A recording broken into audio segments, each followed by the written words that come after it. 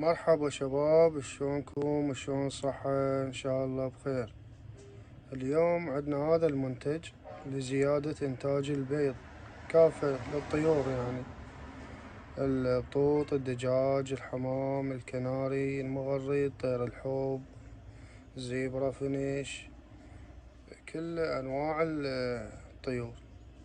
تستخدمه خاشوقة شاي على اللتر، يوميا تبدله الماي لمدة 5 أيام، بمجموعة فيتامينات تعوض النقص اللي ما جاي نعطيه للطيور، لأن الطيور احنا حابسين فما نعطيهن الأكل اللازم إلهن. هذا الفيتامينات تعوض الطير لزيادة إنتاج البيض، ونفس الوقت بمجموعة من الالتهابات، يعني أوكسيتيتراسايكلين، مضاد حيوي همينه يحافظ على صحة الطير. والمنتج مالته عراقي بالسليمانية، وإن شاء الله فعال، وجربوه أكثر من واحد.